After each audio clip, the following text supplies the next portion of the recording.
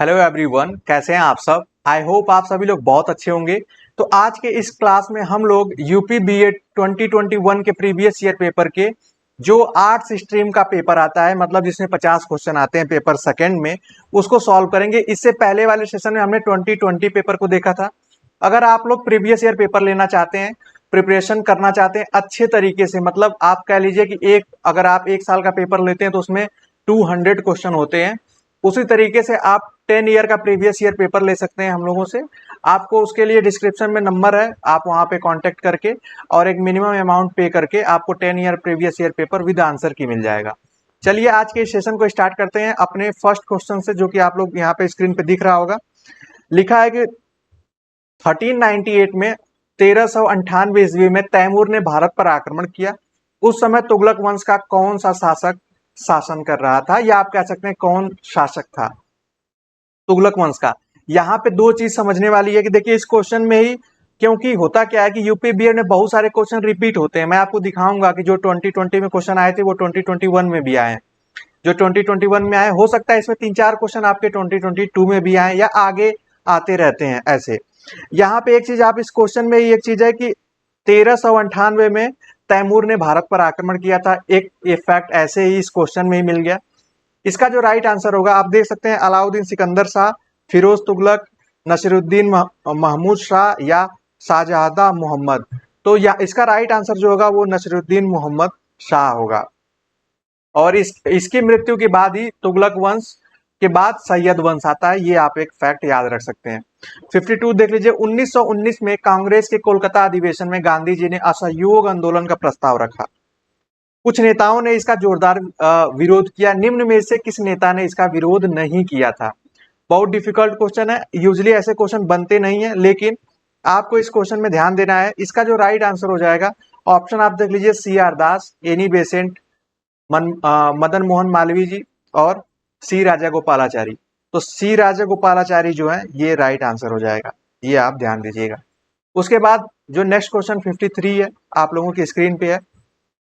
लहोत्से पर्वत शिखर स्थित है, ये जो लहोत्से जो पर्वत है ये शिखर कहाँ स्थित है, तो ये नेपाल में स्थित है, ये आप ध्यान रखेंगे। 54 आप देख सकते हैं कि निम्नलिखित में से किस स्थान पर न्यूनतम वर्षा होती है। ये सिंपल क्वेश्चन है, आशा करता हूं आप लोग इसको बताएंगे कि इसका राइट आंसर क्या होगा। बीकानेर, लेह, जोधपुर या जैसलमेर, ये आप लोगों को इसका राइट आंसर देना है, ठीक है। तो इसका जो राइट आंसर होगा वो होगा लेह। बहुत ज्यादा ठंडा ये स्थान है, जगह है, इस वजह से यहाँ पे बारिश बहुत कम होती है। और इस तरीके से कभी कभी हमें ये लगता है कि जो रेगिस्तान है वहां कम बारिश होती है, तो लेह पे सबसे कम होती है, ये आप ध्यान रखेंगे। उसके बाद हम लोग देख लेते हैं 55 जो नंबर क्वेश्चन है। नागा अर्जुन जो सागर बांध बना हुआ है, ये किस नदी पर बना है। नागा अर्जुन बांध, ये आपको बताना है कृष्णा नदी, कावेरी नदी, गोदावरी नदी या नर्मदा नदी। तो पहले इसको बताने से पहले 2-3 फैक्ट आप लोग जान लीजिए कि नदियों से हमेशा 2-3 क्वेश्चन आते हैं। नदी से नदी संबंधित होगा, बांध संबंधित हो जाएगा, सहायक नदियों संबंधित हो जाएगा। तो इसका जो आप जो लोग देख पा रहे हैं, इसका जो राइट आंसर होगा वो होगा कृष्णा नदी। और कृष्णा नदी कहाँ है, तेलंगाना में स्थित है। और नर्मदा नदी पे एक फेमस बांध है, वो है सरदार सरोवर बांध, सरदार सरोवर बांध। तो ये आप लोग याद रखिएगा। इसके साथ ही एक और चीज आपको बता दे रहे हैं, जैसे भाखड़ा नांगल बांध सतलज नदी पे है, महानदी पे हीराकुंड बांध है, इससे संबंधित हमने क्वेश्चन किया था, तो ये आप याद रखिएगा। 56 देख लीजिए, पास्कल इकाई इकाई है, किसकी इकाई है, किसकी यूनिट है। आर्द्रता आर्द्रता की, तापमान की, छात्र की या वर्षा की। ये छात्र नहीं होगा, यहाँ दाब होगा।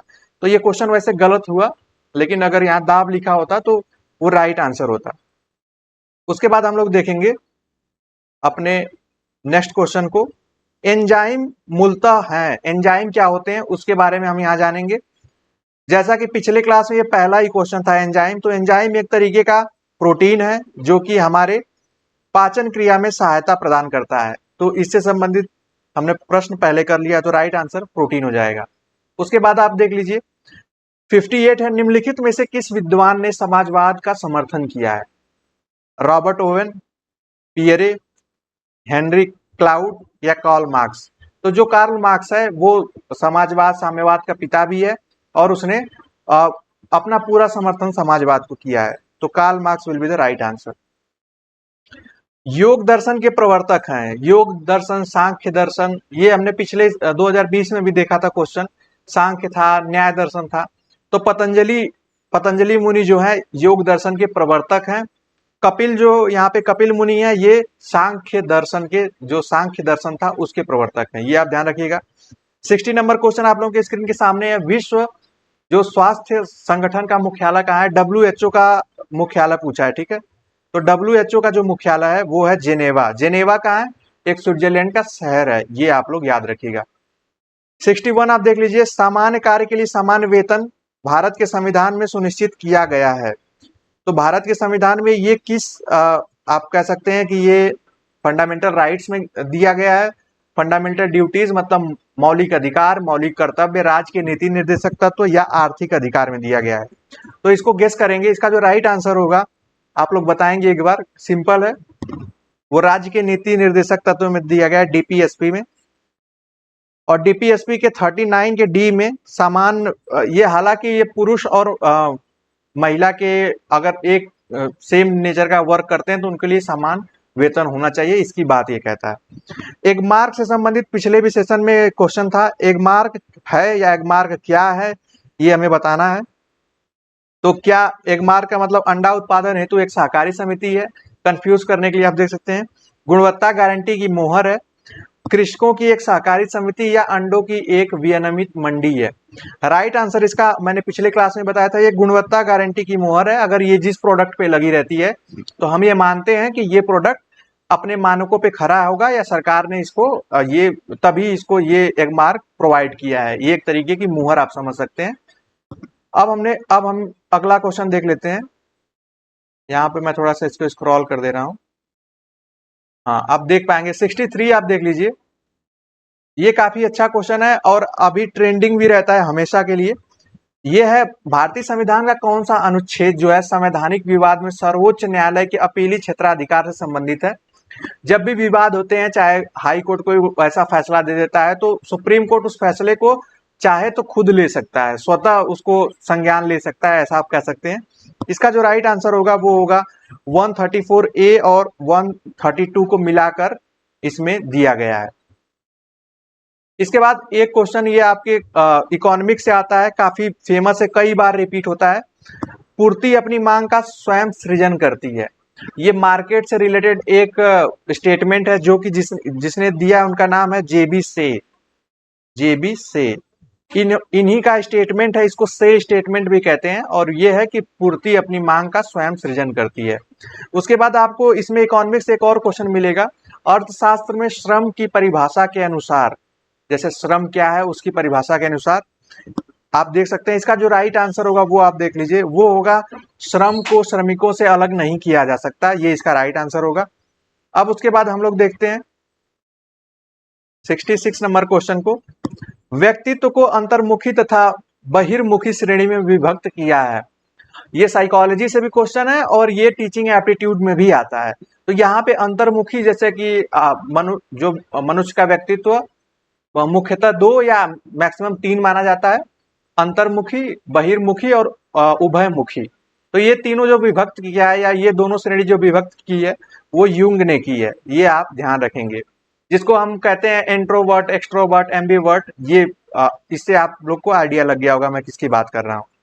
अब उसके बाद 67 देखिए, अखिल भारतीय राष्ट्रीय कांग्रेस के प्रथम अध्यक्ष थे। तो ये आप लोग जानते हैं कितनी बार रिपीट हो चुका है, WC बनर्जी, मतलब व्योमेश चंद्र बनर्जी। और 1885 में कहा हुआ था? बंबई में अधिवेशन हुआ था। बंबई में अधिवेशन के बाद अगला अधिवेशन कलकत्ता में हुआ था, 1886 वाला। तो इससे क्वेश्चन आप लोग कांग्रेस से एक मॉडर्न हिस्ट्री में आप पढ़ लेना, लूसेंट इस सब के लिए इनफ है। 68वां देख लीजिए, सबसे बड़ा ग्रह कौन सा है? वो है बृहस्पति, जुपिटर।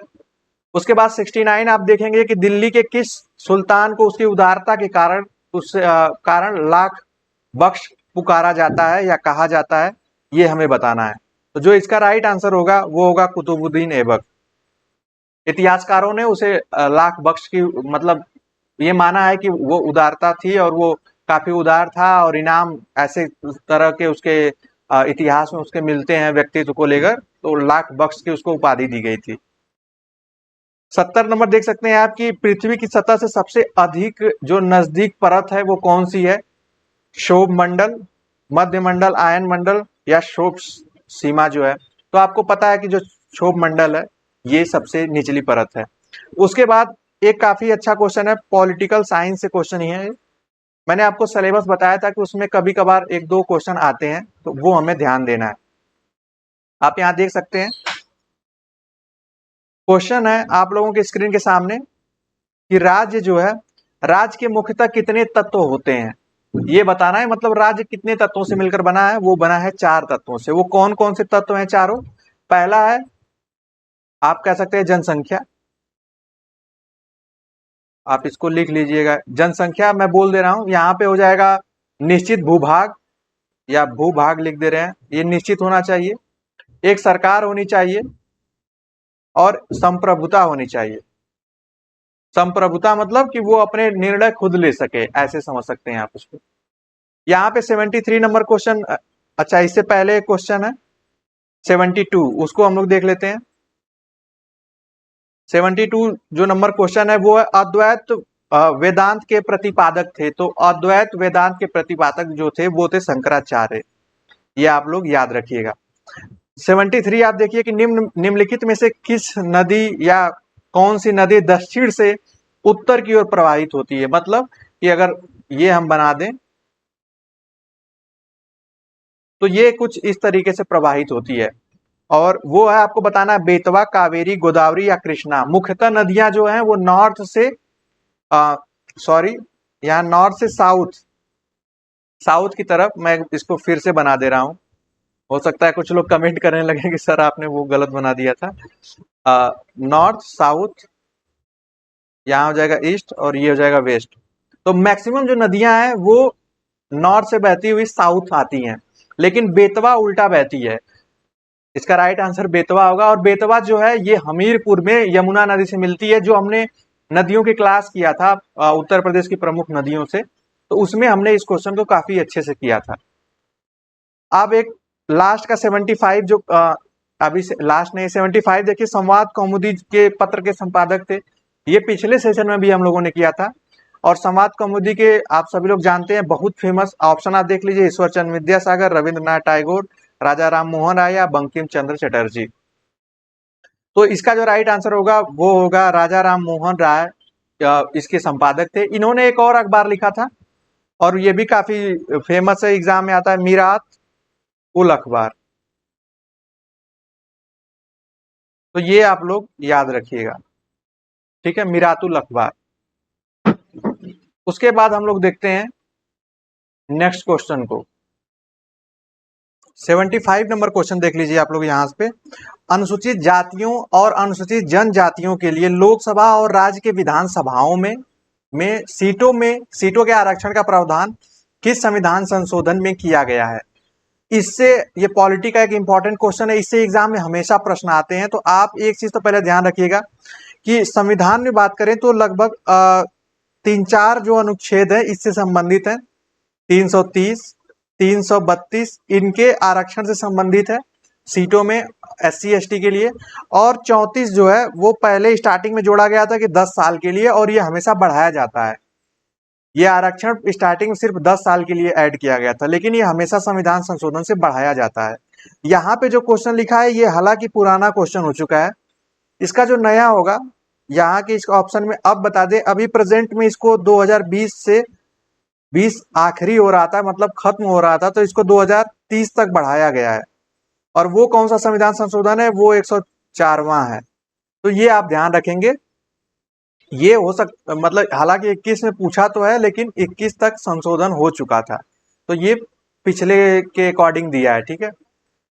76वां देख लीजिए, पानीपत की दूसरी लड़ाई किस वर्ष में हुई थी? तो पानीपत की लड़ाई को हमेशा, पानीपत की लड़ाई हो और उसके बाद 2-3 हल्दी घाटी का युद्ध हो, इससे हमेशा क्वेश्चन आते हैं। तो आप लोगों को जितने भी युद्ध हैं इतिहास में उसको पढ़ लेना है अपने एग्जाम के पर्सपेक्टिव से, ठीक है। तो इसका जो राइट आंसर हो जाएगा वो हो जाएगा आप लोगों का वो 1556 हो जाएगा। और 1556 ये किसके बीच लड़ा गया था? हेमचंद्र और अकबर की सेना के बीच। बैरम खां उसका सेनापति था, उसके बीच लड़ा गया था। तो ये इंपॉर्टेंट है।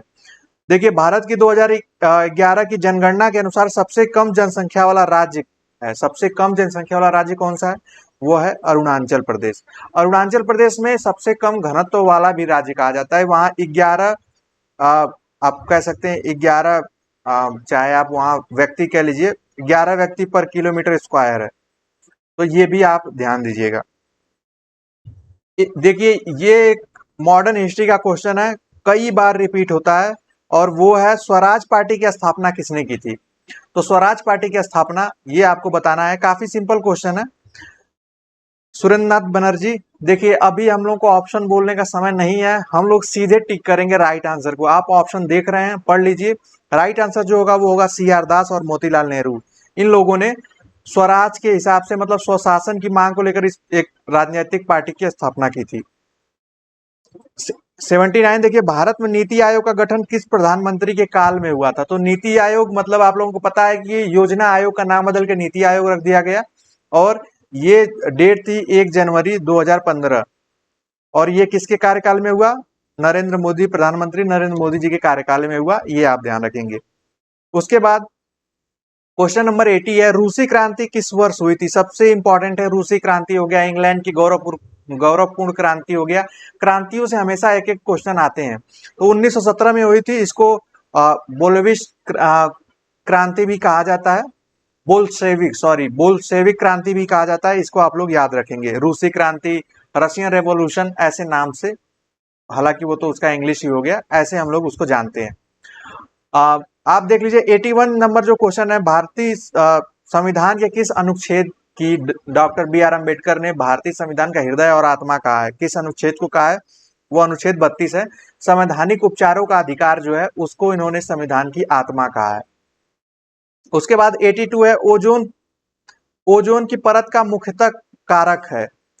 हालांकि यहाँ पे लिखा है ओजोन की परत का मुख्यतः कारक है, तो ये अभी समझ नहीं आ रहा है कि ये किससे बना है या इसके क्षरण का कारक है। तो ये क्षरण का कारक जो है वो क्लोरोफ्लोरोकार्बन है, जो कि रेफ्रिजरेटर और AC से निकलती है ये गैस। तो ये आपको ध्यान रखना है।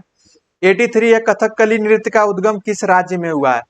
नृत्य से भी क्वेश्चन आते हैं, तो आपको कुछ स्टेट्स के नृत्य याद रखने हैं। कथकली जो है वो केरल से संबंधित है, ये आप याद रखेंगे। 84 नंबर जो क्वेश्चन है आप लोगों के स्क्रीन पे वो है, जैसा कि आप देख सकते हैं, किस राज्य में लोकटक झील स्थित है? तो ये आपको बताना है। तो आप ऑप्शन देख लीजिए, मणिपुर, त्रिपुरा, सिक्किम या मिजोरम।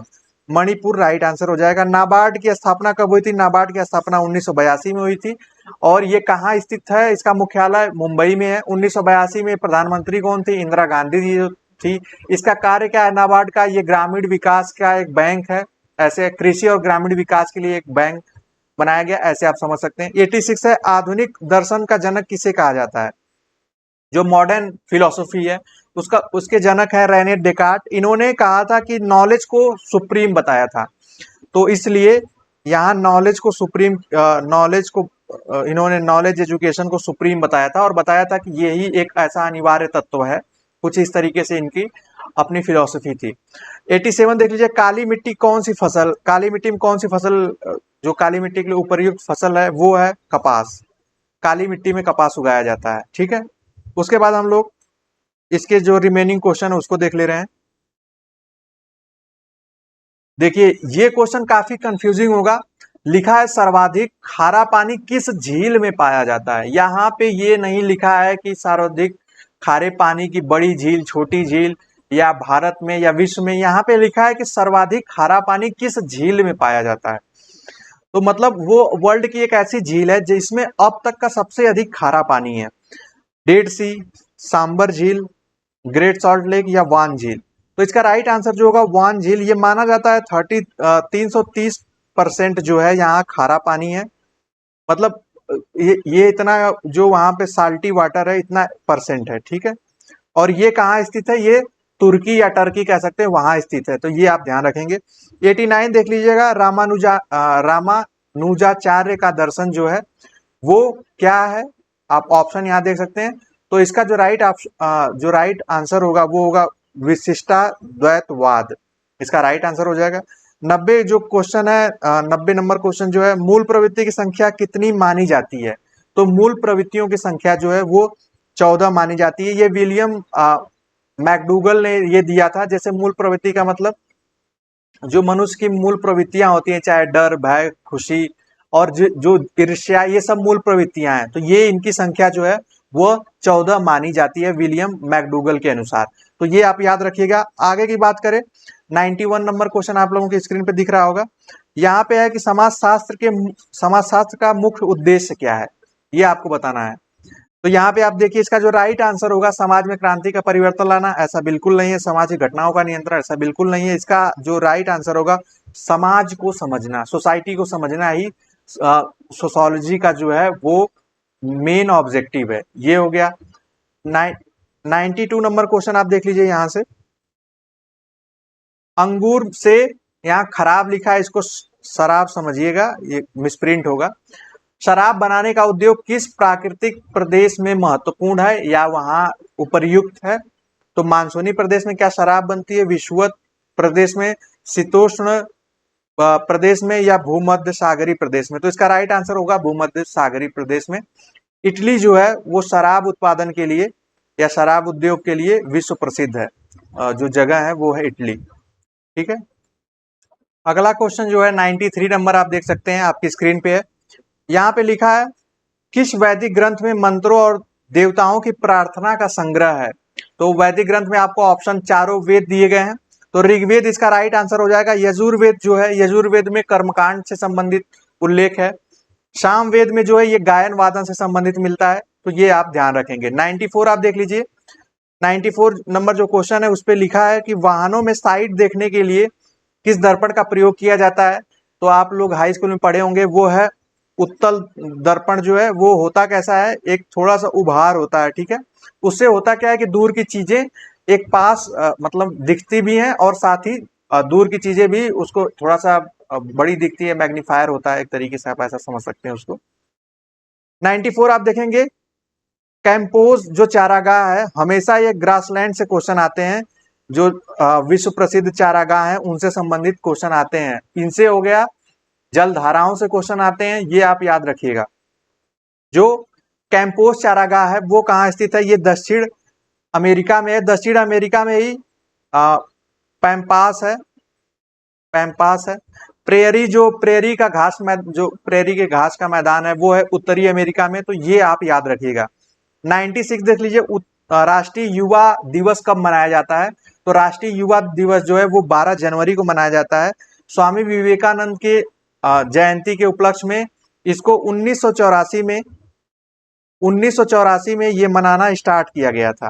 तो ये आप एक फैक्ट हो सकता है आपके याद रखने के लिए। आप यहाँ नेक्स्ट देख लीजिए। नेक्स्ट क्वेश्चन है, 1932 में अखिल भारतीय हरिजन संघ की स्थापना किसने की थी? महात्मा गांधी जी ने की थी। और 1933 से उन्होंने हरिजन पत्रिका का प्रकाशन भी किया था। 98 नंबर क्वेश्चन देख लीजिए, भारतीय संविधान के किस भाग में पंचायत संबंधित प्रावधान किया गया है? भाग देखिए, वो है भाग 9 में। ठीक है। और अनुच्छेद की बात की जाएगी, अगर आर्टिकल की बात की जाएगी तो वो होगा आप 243 है। 243 से 1 से लेकर ओ तक है। तो ये आप याद रख सकते हैं। एक काफी अच्छा क्वेश्चन है, हिंदू विवाह कितने प्रकार का वर्णन पौराणिक हिंदू ग्रंथों में किया गया है? इससे संबंधित आपको आंसर देना है। ऑप्शन है आपके सामने 4, 6, 9 और 8। कितने प्रकार के विवाह का इसमें उल्लेख है, इससे संबंधित आपको आंसर देना है।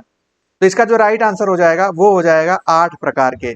जैसे इसमें कुछ नाम, जैसे ब्रह्म विवाह, देव या दैव विवाह, उसमें फिर पिशाच विवाह, ऐसे कई तरीके के विवाह हैं। आप उसको एक बार सर्च कर लेना।